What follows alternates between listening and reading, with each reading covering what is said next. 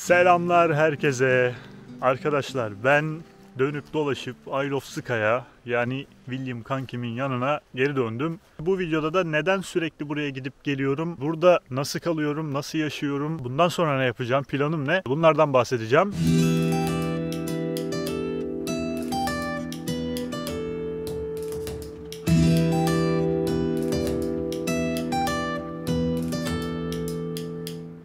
Evet, William ve arabaları bölümüne tekrar hoş geldiniz arkadaşlar.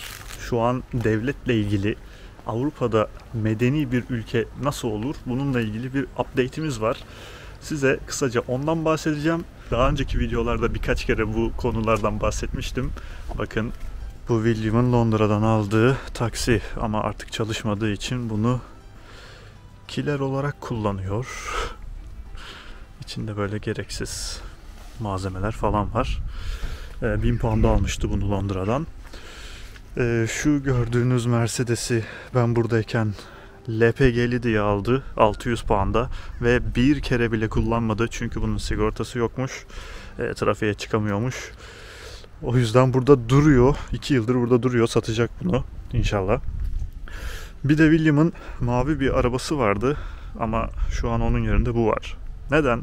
Bu William'ın kullandığı asıl araba, yani bu mavi araba bozulmuş ve tamir için gerekli olan parçaları yokmuş sanırım. Uzun mu sürecekmiş falan bir şeyler söyledi yani. İşte William'la bizim anlaşma şeklimiz böyle. Birbirimizi anlıyoruz ama ince noktaları tam olarak anlayamıyoruz ama anladığım kadarıyla bir parçası, soğuktan bu arada gözlerim yaşarıyor.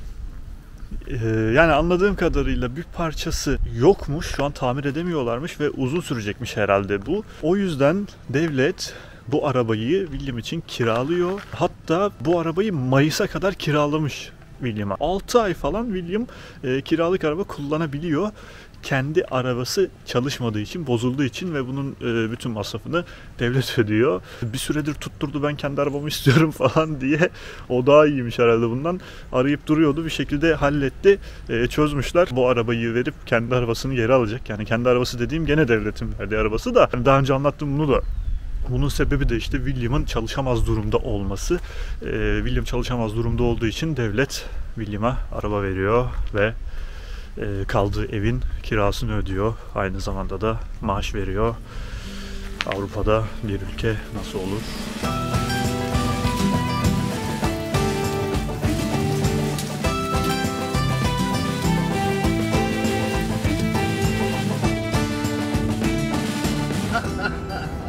I get pissed off with it. I see it every day, you know. But I'm used to with the expression, the Chinese are the funniest. Bobby, Bobby, Bobby, Bobby, fucking beautiful.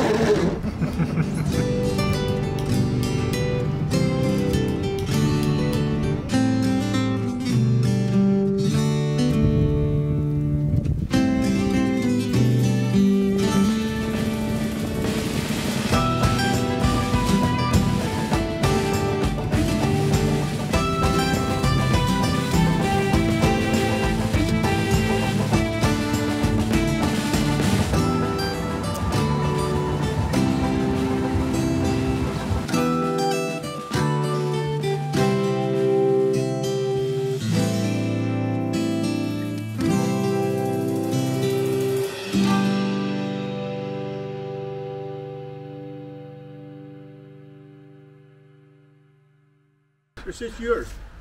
Eh? Is this your motor? I hired. How the other one's fucked? I got it back yesterday, got in the fucking corner and the engine management light came back on. They're terrible, man. I'm up to Edinburgh. Ya William. Niye oradan konuşuyorsun? I was going to get a bay on, but I tell them to stick it A up what? their arse. A Bayon? A Hyundai bay on. Oh, yeah. I tell them to stick it up their arse side of Get it. one of them. Oğlum niye bağıra bağıra konuşuyorsunuz? Buraya gelsene. Yeah. Why are you speaking from there? Come here. I'm a fanny. Them a fan. So you cleaning the snows Yeah. for this village or For the village, the whole village, yeah. just Bradford, Yeah. not Skye? Well, I Yeah. went over never a care, but it went bang, crash, crash. Did it not give you a crash helmet bit? Thank fuck it's padded. Honestly, buddy. I'm not doing this. I'm doing something else. I'm not doing this, I'm shoveling, so it's better fucking just pull the lever. Aye, fucking right. I was gonna, you put your car on the curb the other day, and I couldn't fucking get the car, you cunt. So I had to come out and shovel a bit. Ah, but that's alright, if you don't shovel it, don't worry about it. That'll get me a wee clean.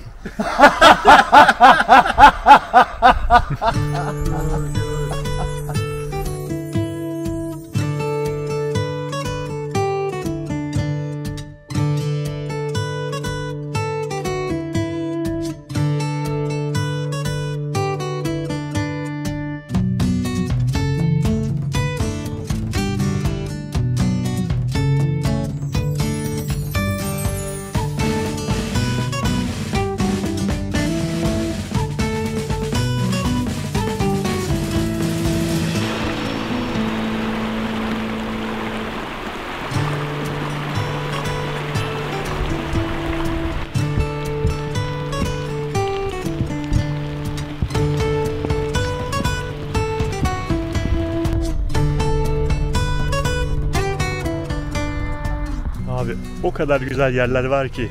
Bakın ben bu adayı yazın gezdim. Buralardan geçtim, bu manzaraları da gördüm. Güzeldi ama burada durup fotoğraf çekmedim ben. Yani güzel bir manzaraydı ama şu an müthiş görünüyor arkadaşlar ya. Şu an kamerayı nereye tutarsanız tutun mükemmel fotoğraflar çıkıyor. Sanki aynı yeri değil de bambaşka bir yeri geziyor gibi hissediyorum gerçekten. Neyse, hava şu an güzelken, ışık güzelken biz yola devam edelim. Ready? Ha? Ay.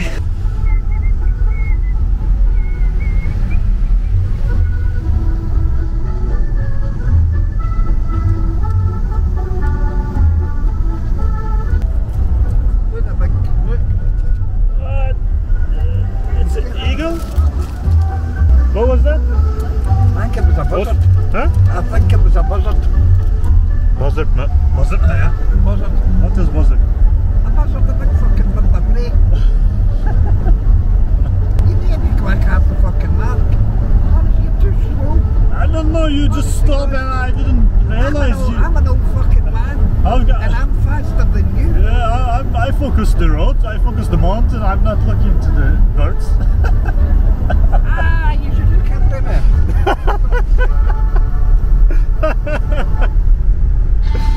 Fuck, they can't drive in the car and still fucking happens the otter I go to you to see. And then a fucking buzzard. You missed two of them before the otter was a fucking rock.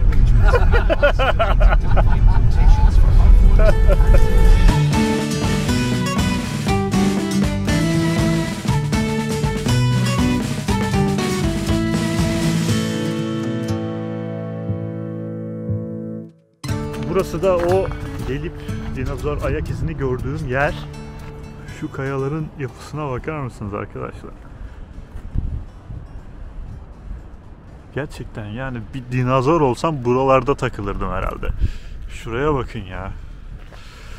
Bu dinozor ayak izi de, dinozor ayak izleri şurada sahilde, ama şu an gelgit olduğu için, sular burada olduğu için göremiyoruz. Suların çekilmiş olması lazım. Çünkü sahil boyunca izler. Ben geldiğimde de bir tanesini bulabilmiştim. O zaman da yosunlardan dolayı göremiyorduk.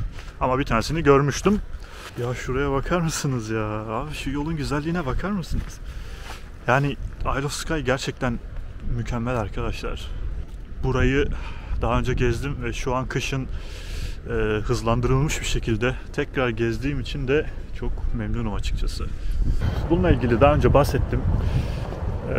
Birçoğunuz da izlemiştir ama daha önceki videoları izlemediyseniz açın, izleyin arkadaşlar. 166 milyon yıllık mı? Yani 160 küsür milyon yıl önce buradan geçen dinozorların bıraktığı ayak izi var burada. Yani birçok kişi inanmasa da gerçek arkadaşlar, bilim adamlar bunu kanıtlamış. Enteresan gerçekten. 166 milyon yıl. Yani 100, 200 değil, 1000 değil, 10.000 değil, 100.000 değil. Bakın 900.000, 1 milyon, 10 milyon, 100 milyon, 160. Oğlum çok lan. Gerçekten çok. İnanılmaz bir şey ya. İnanılmaz bir olay ya gerçekten.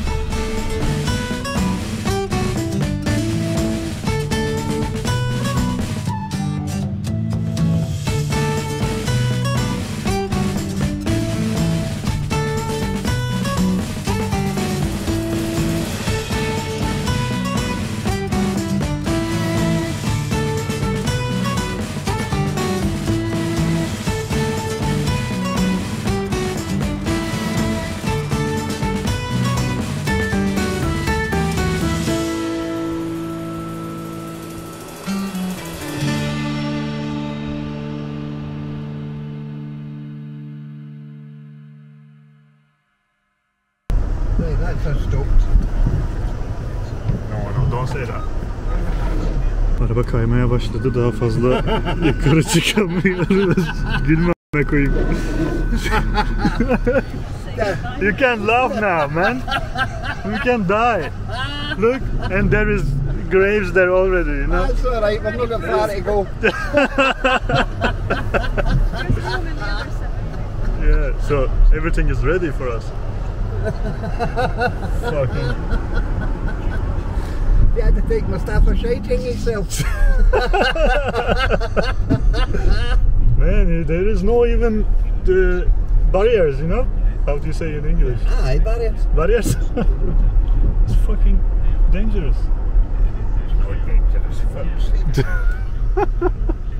Sen Georgia was dangerous. Fuck's sake. Tehlikeli değil diyor ya. Şuraya bak, kaya kaya gidiyoruz lan. Gençler, hava mis gibiydi. Güneşliydi, gördünüz değil mi? İnanılmaz güzeldi. Asıl gitmek istediğimiz yere daha varmadan hava birden bozdu. Yağmur yağmaya başladı ve gitmeye çalıştığımız yer aslında çok yüksek değil. Yani şuradan birazcık yukarı çıkacağız, orada arkamızda. Ama yollar buz tuttuğu için araba çıkamıyor. Uyarı veriyor. Biz de geri döndük. Zaten havada kararıyor. Şu an saat 2:30. Şu an saat 2:30 arkadaşlar. Hava kararıyor. Biz de döndük. Eve gidiyoruz. Mecbur.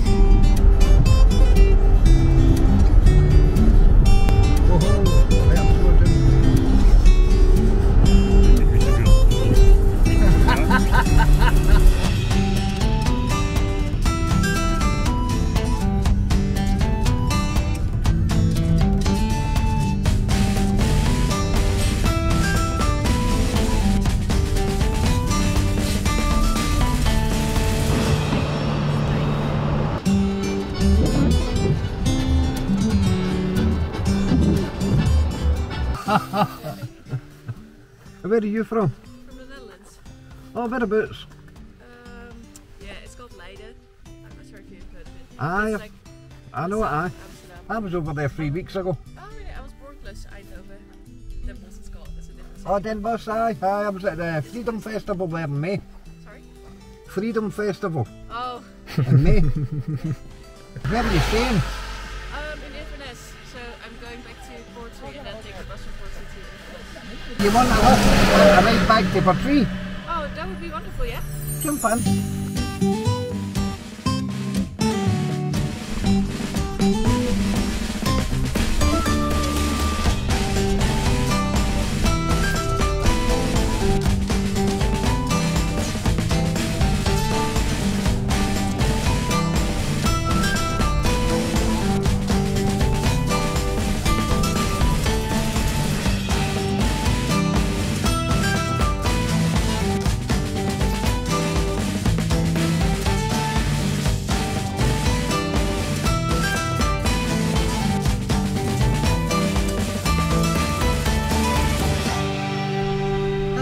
Station.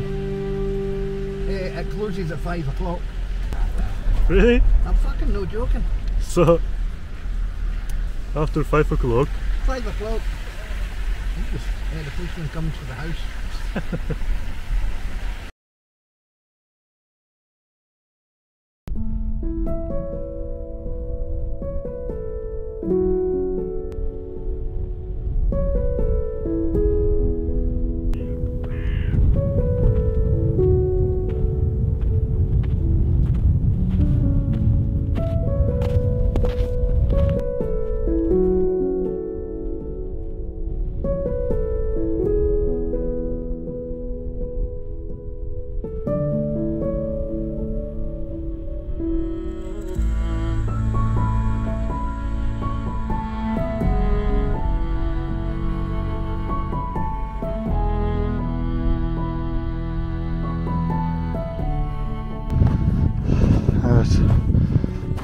buralar normalde merdiven. Ama kardan kapanmış. Dümdüz bir yokuş gibi. Görüyorsunuz değil mi? Normalde basamaklar var burada. Bunlar neymiş ya? Burada bir şeyler var. Kaya mı? Ne bu? Kaya. Neden kayaları poşete koymuşlar? Enteresan. Valla şu an hiçbir fikir yürütemedim ha.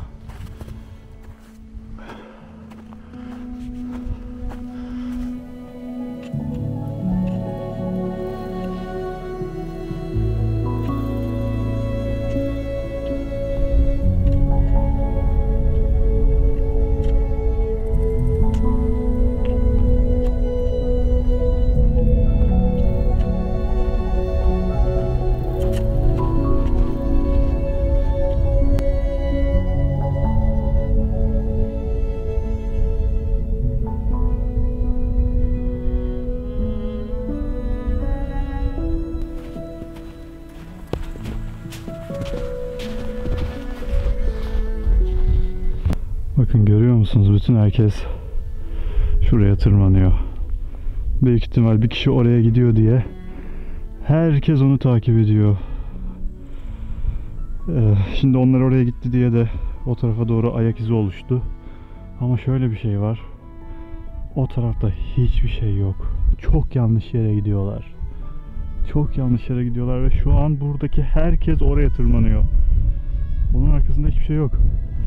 Asıl buraya tırmanmak gerekiyor.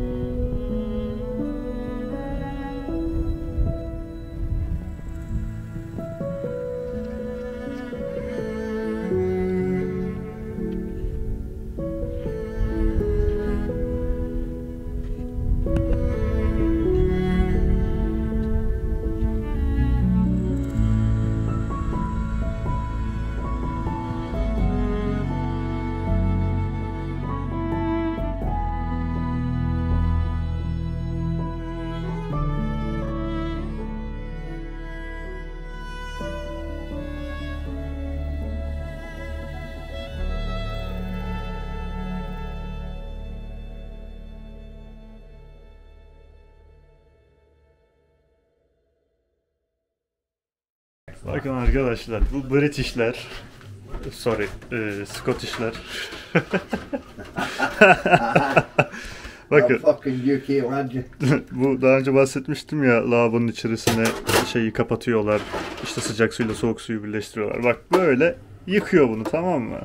Böyle yıkıyor, daha sonra buraya böyle koyuyor. Köpüklü köpüklü, bakın görüyorsunuz hemen. Daha sonra bu köpükler böyle üstünde kuruyor, akıyor falan filan ama bu böyle, bu durulama yok yani.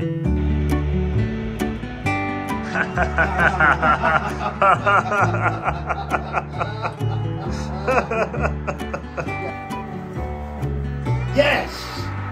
You fucking beauty!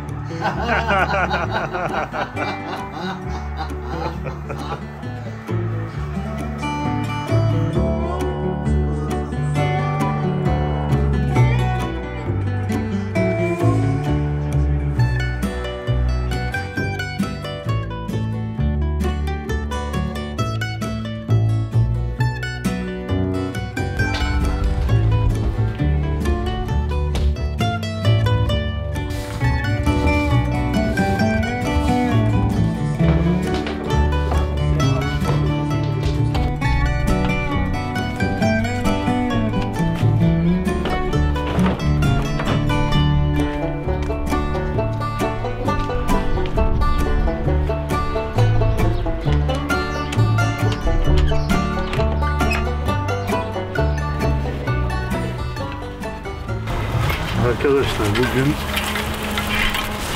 bakım günü, temizlik günü.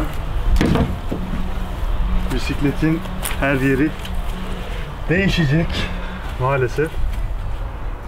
Birçok yerini değişmem lazım. Bu arada bu da William'ın Fucking freezing. yeah, it's fucking freezing. How much did you pay for this kayak? 100 pound. 100 pound. Evet. Bu şeyi de, kanoyu da 100 pound'a aldı. Aldığı günden beri hiç kullanmadı. Burada duruyor böyle. Neyse arkadaşlar, şimdi parçaları da getireyim. Evet, şimdi parçalar burada. Şimdi bisikletin balataları zaten sürekli değişen parçalardan, yani bu balatalar zaten sürekli değişiyor. Lastikleri zaten biliyorsunuz, yani çoktan değişmem lazımdı. Yani galleri o şekilde kapatmak istedim arkadaşlar. Gallerde bir yenilik yapmak istemedim. Zincir değişecek. Zincir de en son Gürcistan'da kırılmıştı ve Gürcistan'da değişmiştim. Gürcistan'dan beri hiç değişmiyorum. Artık onun da değişme zamanı geldi.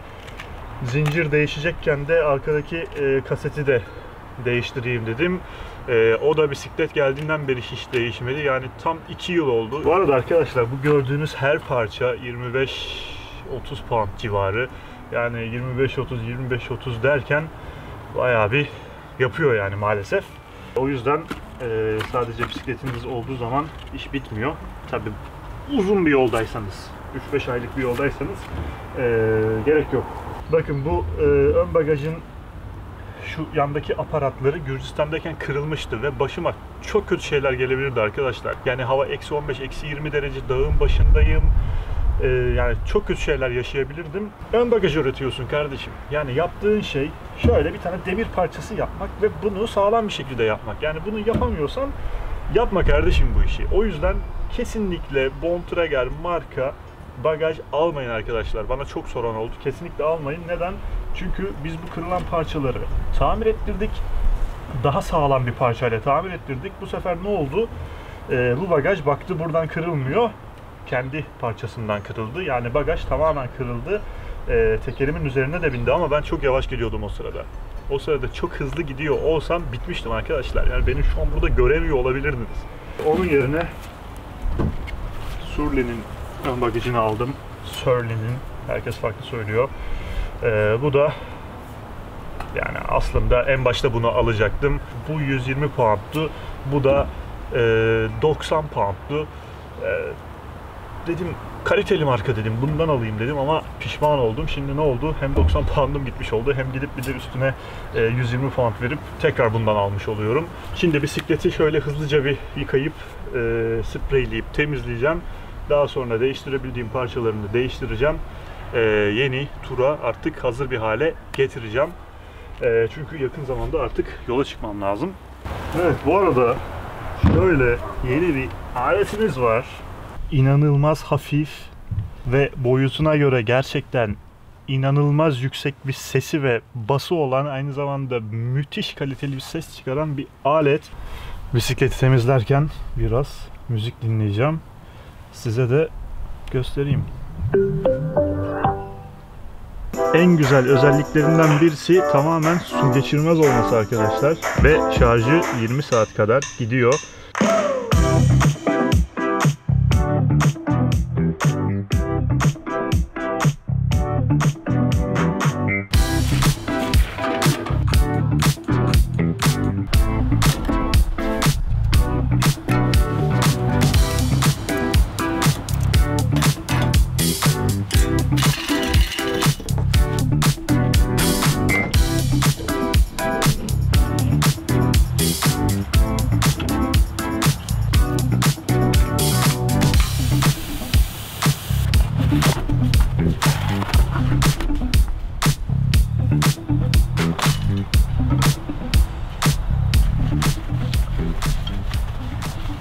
Evet, nasıl yıllardır buraya girip çıkıyorum bunu merak eden birçok arkadaş vardı.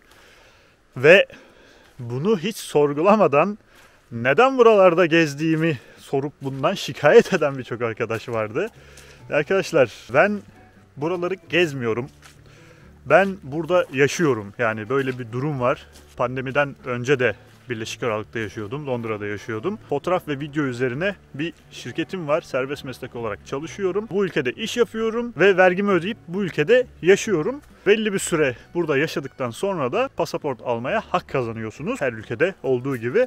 Yani ben Türkiye'den çıkıp vizemi alıp da hadi galleri gezeyim deyip buralara gelmedim arkadaşlar. Yani böyle bir şey de zaten yapmayın. Çünkü yani başka yerleri gezebilme şansınız varken gelip de galleri gezmek mantıklı değil. O yüzden ben buraları gezmiyorum, zaman geçiriyorum. Bir süre sonra da pasaportumu alıp buradan çıkıp gideceğim. Farklı yerleri rahat bir şekilde gezmeye başlayacağım. Ama onun için bir süre buralarda olmam gerekiyor. Çünkü yılımın en az 6 ayını Birleşik Krallık içerisinde geçirmem gerekiyor. Aslında bu 9 ay ama işte bunu bir şekilde 6 ay yapabiliyormuşuz. Bunu umarak bir şekilde bununla ilgili bir şeyler düşünüyorum, yapmaya çalışıyorum. Öyle olacağını umuyorum. Peki şimdi niye buradayım? Arkadaşlar kış geldi. Yani havanın soğuk olması falan umurumda değil. Bunu hepiniz biliyorsunuz. Burada sıkıntı. Günler aşırı kısaldı. Aralık ve Ocak ayı yılın en kısa günlerinin yaşandığı dönem arkadaşlar. Yani hepimiz biliyoruzdur bunu. Burası da kuzeyde bulunan bir ülke olduğu için çok daha kısa. Yani 3.30 gibi hava kararıyor. Yani böyle olunca da gezebilecek zamanınız kalmıyor. Kalkıyorsunuz, toparlanıyorsunuz. Hava kararmış oluyor. O yüzden çok mantıklı değil. Özellikle bisikletle gezmek. O yüzden ben de çıkıp buraya geldim. Bazı işlerimi halledeceğim ve buradan sonra gezeceğim ülkeler için vizeye başvurmam gerekiyor.